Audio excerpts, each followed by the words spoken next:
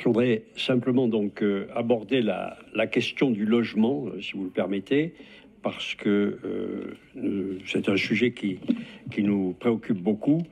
Nous souhaitons vraiment, comment dire, poser les problèmes tels qu'ils se posent sur cette situation, à savoir que les derniers chiffres qui ont été publiés par l'INSEE sont très difficiles sur la situation du logement à Grenoble, qui inquiète l'ensemble des acteurs concernés, les demandeurs, les locataires, les propriétaires et les opérateurs. Selon les chiffres, en 2022, la ville a atteint un taux de vacances de 13,3%, soit le double de la moyenne nationale observée dans les grandes villes. Grenoble se classe ainsi première de sa catégorie, tant pour le niveau de la vacance de logement que pour la progression de cette vacance depuis une dizaine d'années. Selon l'observatoire Lovac, 6612 logements seraient vacants à Grenoble en 2025, donc 2472 inoccupés depuis plus de 2 ans. La ville concentre à elle seule 52% des logements vacants de la métropole. Et bon, récemment, c'est anecdotique, mais en même temps, ça permet d'éclairer.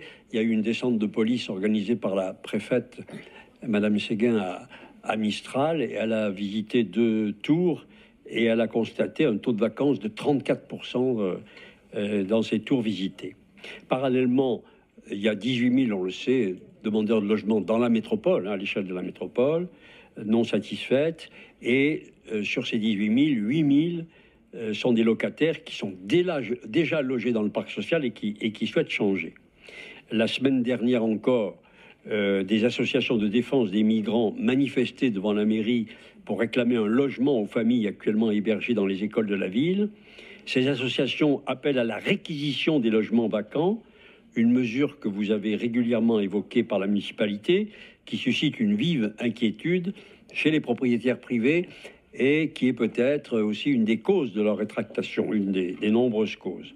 Alors face à ce constat, l'inquiétude grandit. La municipalité donc maintient son projet de construction de 5 000 nouveaux logements sociaux dans les prochaines années, soit un volume équivalent à la production totale publique et privée des années 2014 à 2022. Il y a eu 4 900 logements construits. Un tel développement nous interroge, nous, dans une cuvette grenobloise particulièrement sensible au réchauffement climatique, alors que Grenoble est devenue donc la première ville pour le nombre d'îlots de chaleur liés à l'urbanisation.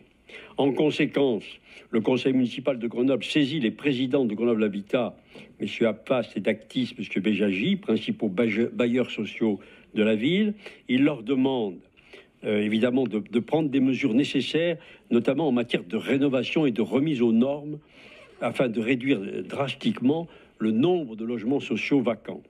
Ensuite, d'envisager d'attribuer en urgence des logements disponibles aux familles actuellement hébergées dans les écoles de la ville, et puis de nous expliquer comment il compte répondre à l'impératif de logement inconditionnel qui a été voté par le conseil municipal de Grenoble, et quelles en seront les conséquences sur la mixité sociale au sein du parc social et des quartiers, puisque on vient de délibérer sur la rénovation de Villeneuve, mais on sait bien que les rénovations de logements, la rénovation du bâti, c'est la rénovation des murs et de l'intérieur, mais ça ne change pas, ça n'améliore pas la situation de ceux qui sont à l'intérieur et des déséquilibres sociaux que l'on connaît. Voilà la question que nous vous posons, que nous posons à la majorité municipale.